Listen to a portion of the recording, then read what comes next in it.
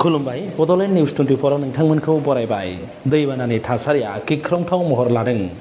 आसामनि गोबां ओनसोलावनो दैबानाया गिख्रंथाव महर लानायखौ जों नुनो मोनदों। बे नुथाया जादों बजालि जिल्लानि सिङावनो थानाय सरपेटानिफ्राय माजगाव बरपेटा रड थांनाय लामानि पुरन भबानिपुरनि बे नुथाया।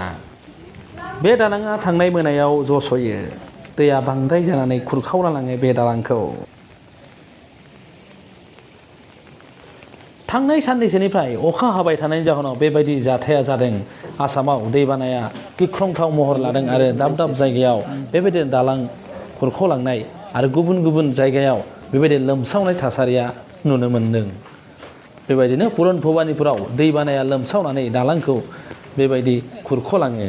लोगोसे खाथि खालानि गामिफ्राबो दैबानायाव लोमसावनायखौ जों नुनो मोन्दों।